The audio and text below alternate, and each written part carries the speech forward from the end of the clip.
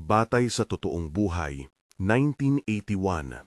Sa isang baryong nakadikit sa paanan ng bulubundukin, may gabi na may amoy ng usok at langis at may liwanag na kumikinang mula sa loob ng isang butil ng rosaryo. Nang una kong hawakan ng rosaryo ni Lolo Andoy, tumalab ang palad ko sa init na hindi ko rin maipaliwanag. Hindi apoy na sinusunog ang balat, kundi isang malalim, mabagal na init, parang sinapya ng liwanag ang butil. Hawak ko ang tungkod ng kahoy na may marka ng taon at mga hiwa ng gulok, at sa ulo nito nakaukit ang pangalan ng ninuno ni Lolo. Mahina ang buwan, naminginig ang dahon sa hangin, at ang bawat hakbang namin sa maputik na daan ay nagiiwan ng maliliit na tunog. Lupa na dumudulas, kahoy na kumikiskisan. Naiwan sa isip ko ang amoy ng langis na ginamit para pahiran ng unsaryo at ang mga kamay ni Lolo na mabatbat at maalam. Ako si Jibo, apo ni Lolo Andoy at tagapangalaga ng tungkod at ng rosaryo noong mga panahong iyon. Hindi ako ipinanganak bilang albularyo, pinagturuan niya ako. Unti-unti, may pasensya na ang tungkulin ay hindi lamang sa paghawak ng bagay, kundi sa pag-alaga ng puso. Sabi niya, hindi trabaho ito ng taong mapagmalaki, ito'y ipinagkakatiwala ang mga dumaan sa dumanas. Ang tinig niya, mababa at puno ng usok mula sa sigarilyo, laging may halong pagod at pananalig.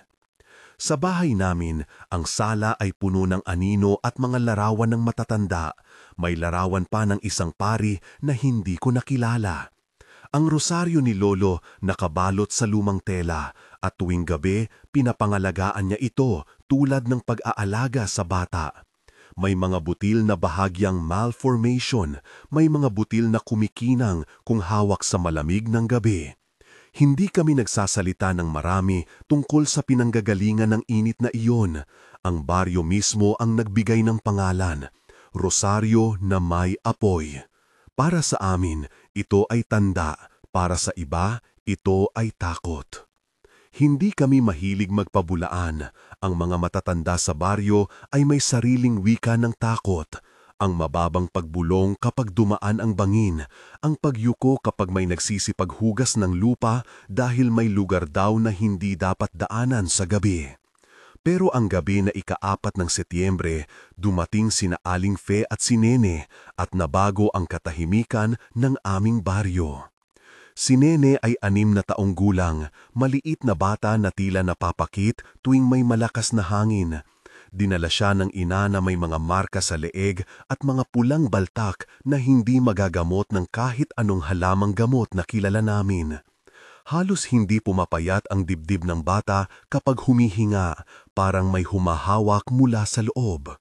Nagdampi lang si Aling Fe sa pintuan at sabay na narinig ko ang paghinga niya, may halong takot at pag-asa. "Lolo, tulungan niyo ko kami," ang pag-urong ng boses niya. Tiningnan ni Lolo ang anak sa mata at hindi nagmadali. Pinunasan niya ang kamay gamit ang kindi ng tela na mamasa-masa sa langis. "Dalin ninyo sa maliit na silong. Huwag iinom ng malakas na liwanag, huwag pakainin ng hilaw na karne." Hindi niya sinabi ang salitang aswang sa unahang saglit, pero ramdam ang bigat ng mga tingin ng mga kapitbahay. May mga usap-usapan na nagsusulyap mula sa anino. Nawawala daw ang mga alaga, may mga bakas sa lupa na hindi tao, may mga gabi na may tumatalbog na tunog sa bubong. Ang salitang iyon ay dumukot sa hangin at tumigil ang oras. Sa maliit na silong, inihiga ni Lolo si Nene sa banig at dahan-dahang hinawakan ang ulo ng bata. Dito ko nakita ng malapitan ang marka sa leeg. Hugis na hugis at parang pinunit. Ang laman ng balat, ngunit hindi dugo. Parang tuyong sipres na lumubog sa balat. Humalakak ang hangin sa labas. Tumulo ang kandila na nakalagay sa palanggana. Pinadikit ni Lolo ang butil ng rosaryo sa palad ko at pinilit kong hawakan. "Hawakan mo ng buong puso," ang utos niya sa akin, ngunit hindi man lang niyang inalis ang pagdududa sa mukha. Naglabas siya ng maliit na bote ng langis na may halong halamang gamot na hindi ko pa matitikman.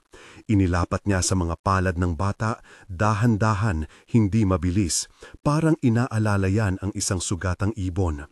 Panginoon, bulong niya, at ako'y napatingin, panalangin na hindi mahaba, pahayag na pang-akit, iyon lamang. Panginoon, ilayuho ang siga, patahimikin mo ang tinig ng kadiliman. Hindi ko kinopya ang buong bulong. May mga salitang siya lamang ang nakakaalam. Ngunit sa kanyang bibig nagkaroon ng aksento. Hindi siya nagpapasya, siya ay humihingi. Inikot ni Lolo ang rosaryo sa paligid ni Nene. Hindi nagsasalita, ngunit ramdam namin ang maliit na kislap mula sa butil.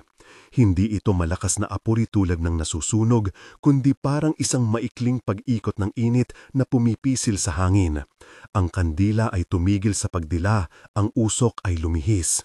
Tumigil ang pagtibok ng puso ko nang marinig ko ang isang malalim na tunog.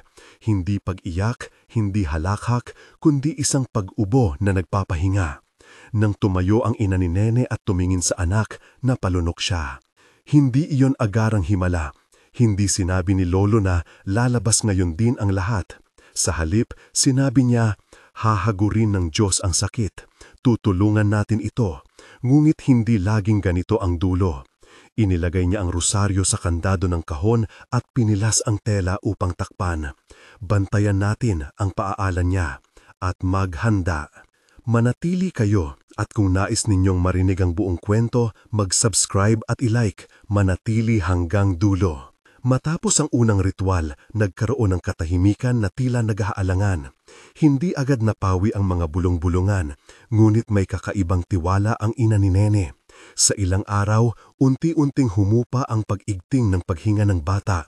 Hindi tuluyang nawala ang marka, ngunit lumiwanag ang mukha ni Nene kapag siya ay gumagalaw ng malaya. Ngunit hindi ito nakalinis sa aming pag-aala. Sa halip, nagbukas ito ng mas maraming tanong. Ang rosaryo ni Lolo matagal nang nasa amin, hindi lamang alahas. Ito ay may kasamang mga tuntunin na hindi sinulat sa papel. Mga banal na wag at dapat.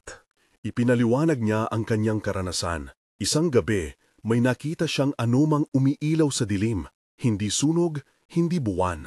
Isang uri ng liwanag na kumikislab sa loob ng mga butil ng isang itim na bagay. Hindi ito katulad ng rosaryo ninyo, sabi niya sabay hawak sa kanyang tungkod. Ito ay malalim at mabaho ang hangin sa paligid nito. Ang mga mata niya ay mapurol, ngulit may apoy na kumikislap sa loob. Natuklasan namin na may dalawang paraan para harapin ang ganitong bagay. Ang pagbibigay ng alaala o ang pagwawaldas. May mga kwento na ang ilan sa aming ninuno ay nag-alay ng alaala sa mga nilalang upang mapatahimik ang kanilang galit. Ngunit may mga pagkakataon naman na kinakailangan ang pagtibay ng pagkakaisa ng baryo upang harapin ang panganib. Hindi pwedeng mag-isa, paalala ni Lolo. Ang isang tao ay hindi makakapanalo sa laban sa isang pamana na matagal nang nagtatagal. Sinunod namin ang mga gabay ni Lolo, pagdidilig ng asin sa mga palibot ng bahay, paglalagay ng mga sulo sa gilid ng bakuran tuwing gabi upang maibsan ang labis na dilim at paninindigan ng komunidad na magbabantay ng magkakasamang 2 o 3. Ako at si Duray, sa tabi ni Lolo, ay nagsasanay ng simpleng ritual, pagbikas ng panalangin, pag-ikot ng rosaryo sa hangin, pagpahid ng langis sa butil gamit ang daliri. Huwag mo itong gamitin para lamang magpakilabot, sabi ni Duray habang pinapahid ang langis sa butil na hawak ko. Ginagamit namin ito kapag wala nang mabuti, kapag ang tao ay nagdaranas. Malamig ang kamay niya, ngunit naglalabas ng init ang butil.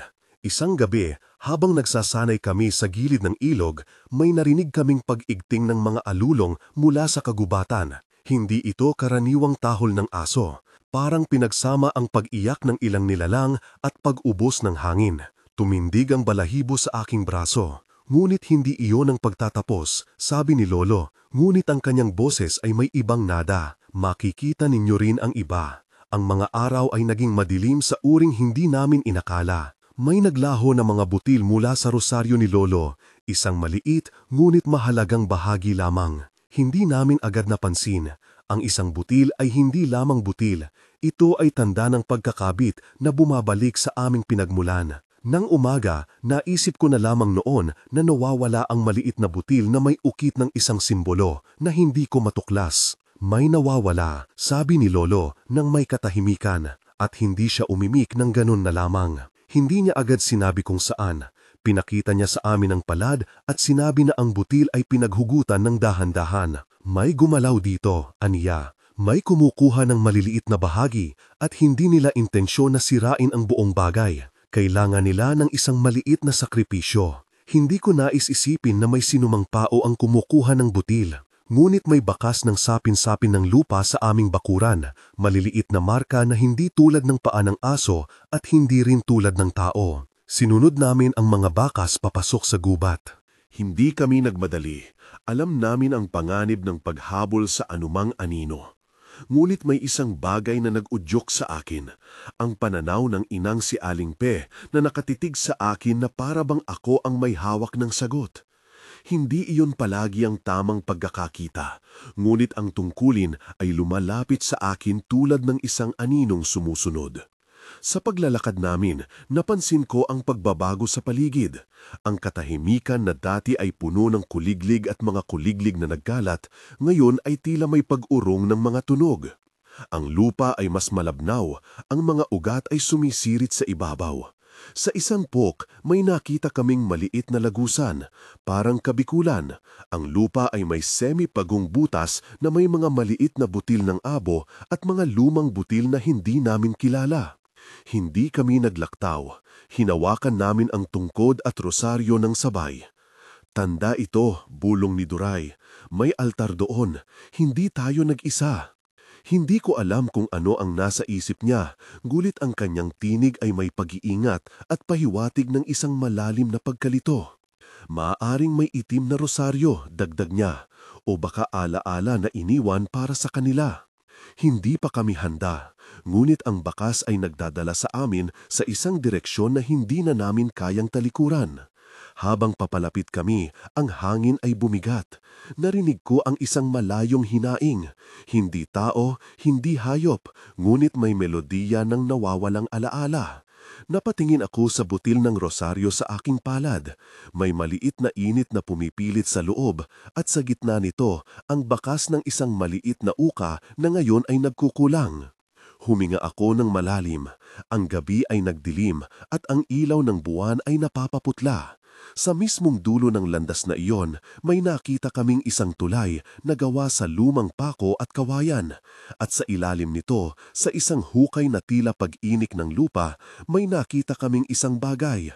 Mga labi ng maliliit na alay, luha ng tela, mga butil na kulay itim, at mga bakas ng apoy na hindi namin mawari kung gaano katagal nang naroroon. Umiling si Lolo ng mabigat at inalalayan ako. Hindi natin ito gagawin ng pabaya. Kailangan natin ng plano. Ngulit ang pagpapaandar ng plano ay nangangailangan ng desisyon at ang desisyong iyon ay nagmumula sa kung sino ang magdadala ng rosaryo sa harap ng anino. Ako ay nagdadalawang isip. Ang tungkod ay umangat sa akin ng parang may sariling bigat. Alam ko na ang paghahanda ay hindi lamang pisikal. Ito ay moral, espiritual at may kasamang sacrifice na hindi natin kayang baliwalain. Habang tinapak namin ang dulo ng landas, naramdaman ko ang malamig na simoy sa likod ng leeg ko. Maaari kong marinig ang takot ng buong baryo na sumisisi sa bawat hakbang. Ngunit may isang bagay na mas malakas, ang boses ni Lolo na nagsabing, "Kung tayo ay tatahak, tatahak tayo ng magkasama. Hindi ito laban ng isang tao, ito ay labanan ng alaala." At sa sandaling iyon, isang maliit na liwanag ang kumislap mula sa butil ng rosaryo sa palad ko. Hindi malakas, hindi sumasabog, isang bayanag na pagtunaw ng init. Parang nagpapaalaala. May dalang init ang butil. Ngunit ang tunay na gawain ay hindi ang init, kundi ang kung paano namin gagamitin ang init na iyon para magliyab o para magpatibay.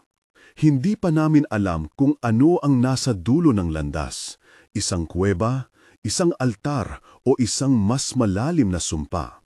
Ngunit ang paglakad namin patungo dito ay nagsimula na. At ang gabi ay nagkaroon ng bagong tunog, hindi na lamang pag-igting, kundi ang pagmulto ng mga alaala na matagal nang tinatago sa ilalim ng lupa. Pumailalim kami sa punong-puno ng hangin at abo, papalapit sa hukay na puno ng alaala. Halos nagdikit ang mga dahon sa aming mukha. Ang bawat hakbang ko ay nagiiwan ng tunog na parang tinik sa ilalim ng balat. Mula sa gilid ng hukay ay tumutunog ang maliliit na kaluskos, hindi masasalitang sigaw, kundi mga ulat ng mga bagay na sinunog na matagal na. Nakita namin ang maliit na altar, bato na may lumang marka, mga piraso ng tela na natuyot at isang hanay ng butil na kulay itim nakahandusay sa maliit na ilaw ng sulo. Sa gitna, nakasalang ang isang rosaryong itim. Hindi ginto o kahoy lang ang kulay, kundi tila binuo mula sa anino at abo. Huminga ako at pinisil ang tungkod sa aking kamay. May lamig na sumalubong, pero sa loob ng butil ng rosaryo na hawak ko ay may bayanad na init, parang paalala. Hindi ko alam kung sino ang unang humatak, pero ang unahang sumalubong sa amin ay hindi anyo ng hayop. Isang tinig na malalim at mapait na parang hangin sa loob ng kuweba. "Bakit kayong pumapasok?" sabi nito. At ang mga salita ay nanginginig sa paligid, pumapasok sa mga ugat ng lupa. Lumapit si Lolo ng dahan-dahan, hawak ang isang maliit na salamin at ang kanyang rosaryo. Hindi kami papasok para kumuha. Dala namin ang alaala at paghingi ng kapatawaran. Ang tugon niya, mahina ngulit matatag. Alam kong pinipilit niyang mapanatili ang katahimikan ng kanyang boses para hindi maantala ang anumang marahas na pag-igting. Duray ay nasa aking kaliwa, nakabuntot ang tungkod niya sa lupa, ang mga mata niya ay malalim at nagmamasid. Hindi nagtagal, isang anino ang tumindig mula sa gilid ng altar, hindi ganap na anyo ng tao, hindi rin hayop. May taas, may baluktot na galaw at may isang mukha na naglalaman ng 3 guhit na kasing liwanag ng latak ng lupa. Nang tumayo ito, napuno ng katahimikan ang paligid. Parang huminto ang ilog, parang nanahimik ang mga kuliglig. Ang pinuno ng gabunan. Kumikinang ang 3 guhit sa noo niya, 3 linya na punong-puno ng kasaysayan at sumpa. Naglakad siya paunti-unti, may bauhang hangin ng lumang apoy. "Bakit kayo nagdadala ng mga alaala?" tanong niya, at may pangungutya sa tono. "Bakit kayo maghihimala at magtatangkang alisin ang uhaw namin sa alaala?" Hindi kami sumagot agad. Si Lolo, sa kabila ng pagod, yumuko ng bahagya. Hindi lahat ng alaala ay kanilang pag-aari, ang sabi niya. Simple ngunit naglalaman ng mabigat na karunungan. May mga alaala ring napapawi ng sakit. Humihingi kami, ibalik ang katahimikan sa aming mga anak. Tumingin si Duray sa pinuno at hinawakan ang tungkod niya ng mahigpit. May alternatibo, ang sabi niya. Hindi lahat ng alaala kailangang punitin. May mga handog na pumapawi ng galit at may mga nagtatanggol para hindi masira ang sangkatauhan. Nagngingit-ngit ang pinuno. Nagkaroon ng pag-iyak ng hangin at ang ilaw ng sulo ay paratang gumalaw. "Kayo'y may tawag na katapangan," mahinang sabi niya. "Ngunit atensyon, hindi kami susuko ng basta-basta. Kung kayo'y magdadala ng liwanag, titipunin namin ang dilim." Hindi na siya naghintay. Ang anino ay sumabog sa galaw. Dahil sa takot, hindi namin nakita kung paano siya nag-anyong higit pa sa isang anyo. Ang lupa ay parang umuga, parang may gumapang na mga anino na nagbabalot sa mga ugat. Naramdaman ko ang isang malakas na pag-ikit sa butil ng rosaryo sa aking palad, parang sumisipol na nagsasabing, "Ngayon." Umaksyon kami ng magkakasabay. Hindi maganda ang aming organisasyon. Hindi kami sundalo, kundi mga taga-baryo na pinilit sa papel ng tagapagtanggol. Pero may tapang na lumabas sa loob. Nagtaas si Lolo ng rosaryo at binulungan ng isang panalangin na nakaipit sa kanyang bibig. Panginoon, ilayo mo ang anino, pawiin mo ang galit. Hindi niya sinaryahan ng malaki, mga salitang lumulubog lamang sa hangin, mga fragment ng panalangin. Nagsama kami ni Duray sa pag-ikot ng aming rosaryo sa hangin. Ang mga butil namin ay nagpakawala ng liwanag na tila kumakapit sa karimlan. Ang unang nakipag-alyansa sa amin ay isang grupo ng maliliit na nilalang, hindi lubos na tao, hindi rin ganap na hayop na tumalon mula sa gilid ng hukay. Sila'y mabilis at maliksi. Sila ay nagpunas ng kanilang mga kamao sa lupa at kumawala ng isang uri ng alulong. Inutusan kami ni Lolo na huwag magpatakbo. Panindigan ninyo ang sigaw niya. Huwag hayaang mag-waning ang panalangin. Hindi iyon madali. May isang sandali na ang pag-iisip ko ay pumupuslit. Baka sanang hindi namin ito magawa. Ngunit ang rosaryo na nasa aking kamay ay nag-init at may liwanag na mabilis na pumaylan lang pababa, pumupuno ng espasyo sa pagitan namin at ng kadiliman. Sa bawat paikot namin, nagkakaroon ng pulsasyon, hindi malakas ngunit sapat para mapabango ang hangin. Amoy ng langis, ng bawang, ng lupa na napuputi. Narinig ko ang malakas na sigaw, baliw at malalim, at sa sandaling iyon si Duray ay napahagi sa harap.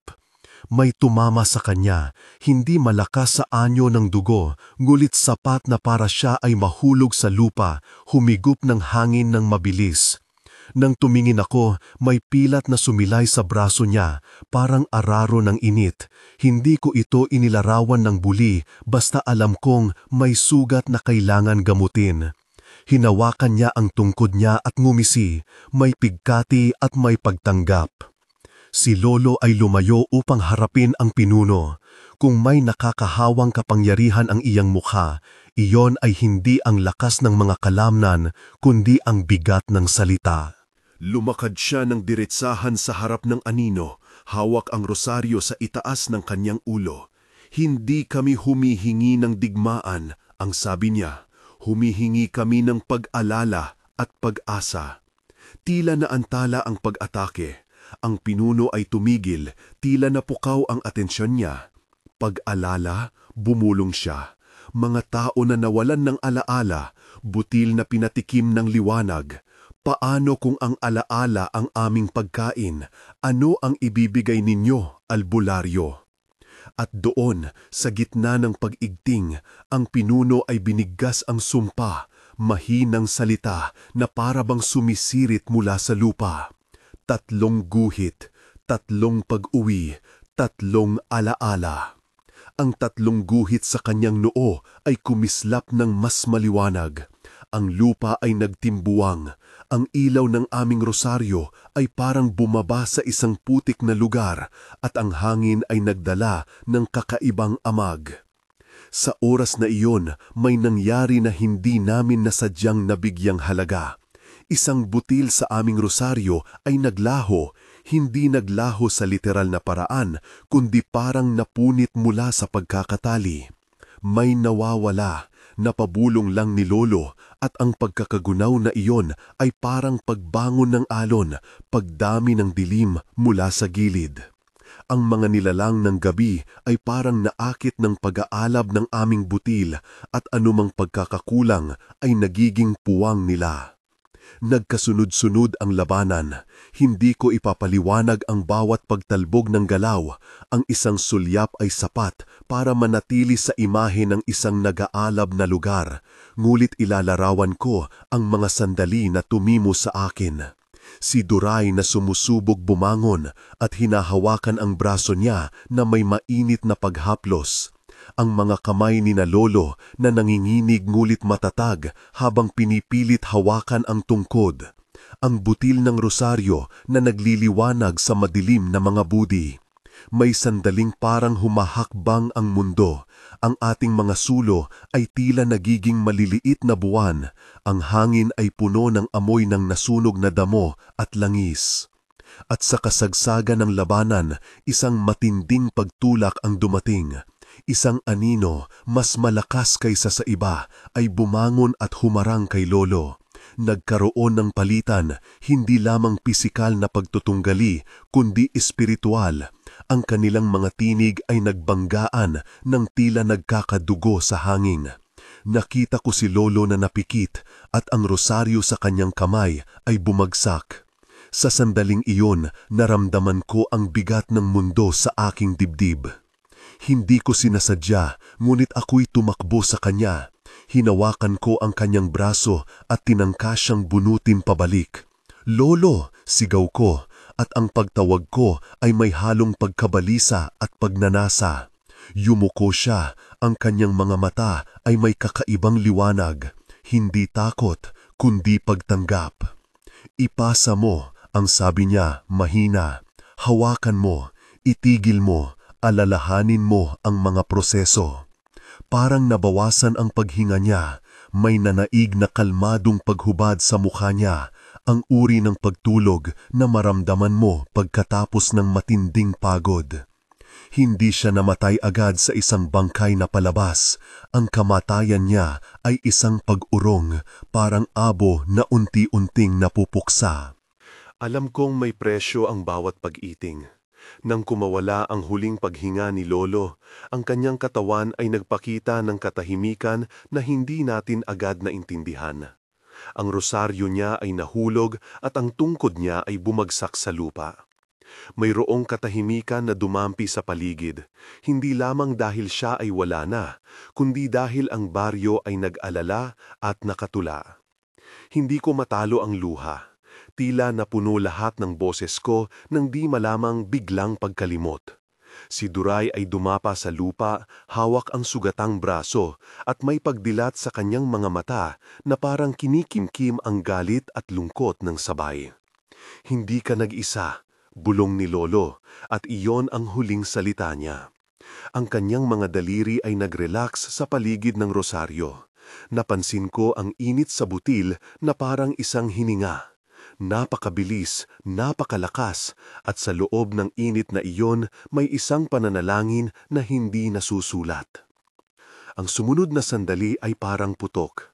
Nagkaroon ng puwersa mula sa aming rosaryo na pumailan lang, isang liwanag na hindi agresibo kundi isang pag-iting ng panalangin at pag-aalay. Ang mga nilalang na nag-atake ay tila napilitang umurong. Sila'y hindi naglaho sa dugo kundi sa alaala. Parang nawala ang kanilang lakas sa anino. Nasa gitna ng gulo, ang pinuno ng gabunan ay tumindig muli. Ang 3 guhit sa noo niya ay kumikislap na parang sugat. Lumapit siya sa amin, hindi bilis, naghahanap ng pakikipag-usap. "Bakit ninyo inagaw ang napapaglaban namin?" tanong niya. "Ang mundo ay hindi patas, ang alaala namin ay nagsisilbing ginhawa. Ano ang hatid ninyo na makabubuti sa amin?" Lumingon si Duray, pinilit ituwid ang kanyang balikat. "Hindi kami nagdadala ng pagkawasak," ang sagot niya. "Nag-aalok kami ng pag-alaala, mga bagay na hindi nakakasakit, mga alaala na hindi pupunit ang kaluluwa ng iba. Kung minsan, ang pag-aalay ay sapat, kung minsan, kailangan pa ring may ipagtanggol." Sa paghingi ni Duray, may nangyari. Isang pagbabago, hindi sa lahat sa kanila ang nauunawaan, kundi isang pagkakaroon ng maliit na pag-amin. May ilan sa mga nilalang na hindi sinadya ang saktan ang mga tao, kundi naghahanap ng pag-ulan ng pag-aalay. Nagkaroon ng sandali ng katahimikan na puno ng pag-iisip. At sa sandaling iyon, si Nene, na noon ay hindi namin dalawa ng malayo, ay naroon. Hindi namin inaasahan na sasama siya sa amin sa gubat, ngunit siya ay naglakad ng dahan-dahan mula sa anino ng puno na may liwanag sa mukha. Ang kanyang mga mata ay malaki na't may bagong anyo ng katahimikan. Si Nene ay humawak ng maliit na piraso ng tela, isang alaala. "Hindi lahat ng alaala ay dapat kunin," sabi niya. "Minsan sa isang sandali, kailangan nila ring maramdaman ang alaala." Ang kanyang salita ay simple, ngunit may pag-ibig sa loob, parang lumabas ang isang pag-asa na hindi namin inasahan. Tumayo ang pinuno, Nagkaroon ng maiksing pagdikitan ng mata sa pagitan niya at ni Nene. Sa isang iglap, inalok niya ang isang maliit na piraso ng anino, hindi masaklap, kundi isang maliit na pag-amin. Tila may usapan, ang mga nilalang ay hindi na muling sisiklab upang manghuthot ng mga alaala ng mga bata. Sa halip, papayagan nilang magkaroon ng mga handog na maliit tulad ng pag-aalay ng lumang tela o pag-awit sa ilalim ng buwan para mapawi ang kanilang pagnanasa. Hindi namin inasahan ang pakikipagtawaran, ngunit iyon ang nangyari. Isang sandali ng pag-uusap, isang tawaran na hindi kompromiso, kundi isang bagong pag-unawa. Ngunit ang presyo ay hindi maliit, ang buhay ni Lolo. Hindi namin maibabalik iyon. Ang pinuno sumagot ng malungkot at sa noo niya, ang 3 guhit ay nagningas ng kakaibang liwanag, parang tanda ng isang tipan na ginawa ng napakasinsilyo. May ugnayan ang pag-alaala at pagkamatay, bulong niya. Hindi ito mawawala ng hindi may kapalit. Pagkatapos ng kitang iyon, nag-umpisa ang pag-ayos. Ang mga maliliit na nilalang ay naglaho sa mga anino, bumalik sila sa kanilang batas at pag-ikot. Inalis namin ang itim na rosaryo mula sa altar at sinunog ang maliit na piraso nito sa isang palanggana. Hindi isang madugong pagsunog, kundi tahimik na may pag-iyak sa puso. Ang abo ay kumalat sa tubig at hindi namin pinaghiganti ang sinumang nilalang. Pinaliguan namin ang paligid ng asin at langis, nagbigay ng ilang maliit na handog ng alaala, mga tela, ilang butil ng mais, awit ng isang lola at dahan-dahan na pawi ang galit. Sa pagbalik namin sa baryo, si Aling Fe ay nagkaroon ng luha sa mga mata. Hindi niya mawari ang nangyari, hindi niya lubusang naintindihan ang paraan ng mundo ng mga nilalang, pero alam niya na may isang bagay na nagbago. Ang mukha ni Nene ay madiin ang purifying, may bagong kapanatagan. Salamat, ang sabi niya, at ang kanyang tinig ay may halong takot at pasasalamat para sa anumang banal na nangyari. Sinimulan ng baryo ang mabagal na paghilom. Hindi namin inilibing ang kwento lamang sa isang pahina, binigkas namin ang kwento ng tahimik tuwing gabi at nagsimulang magdala ng mga maliit na alaala bilang handog sa gilid ng gubat, mga damit na pinakaluma, mga kanta na napakalaing. Hindi lahat ng gabi ay naging ligtas, pero may bakas ng katahimikan na unti-unting bumabalik. Ang rosaryo ko ay may piraso na kulang at ang tungkod ng lolo ay may isang ukit na nadurog. Ngunit ang pinakamahalaga, ang responsibilidad ay lumipat sa akin. Ipinakita sa akin ni Doray kung paano alagaan ang sugat niya. Hindi ito simpleng paghilom ng laman, ito ay pag-aalaga sa puso at tiyaga. Kailangan mong magbantay, sabi niya, hindi dahil sa takot, kundi dahil sa pag-ibig. Tinuturuan niya ako kung paano ihanda ang langis, kung paano mag-urno ng mga maliliit na tinapay na magiging alay sa gabi, kung paano magdala ng panalangin na hindi nagiging armas kundi tulong. Kapag ginagamit mo ang rosaryo, dagdag niya, huwag mang kalimutan ang tao sa likod ng sakit. Makalipas ang ilang linggo, ipinagpatuloy namin ang aming gawain.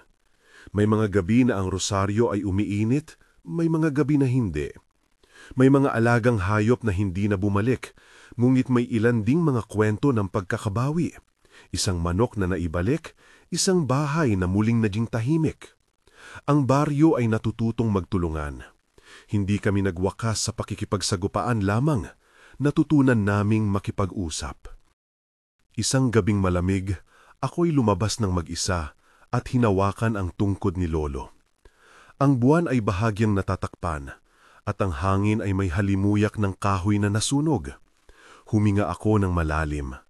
Ang rosaryo sa aking kamay ay nagpapainit ng dahan-dahan. Naaalala ko ang mga salita ni Lolo. Hindi ito laruan para sa nakakatawa. Sa kanyang pagkawala, ako ang tumanggap ng tungkulin. Hindi dahil ito ay aking ambisyon, kundi dahil ito ay ipinagkaloob. May mga sandali na ako'y napapaso ng tanong, paano kung muli itong bumalik? Ano ang gagawin ko kung mawawala ang isang bubog o isang anak? Hindi madali ang magdala ng ganitong bigat.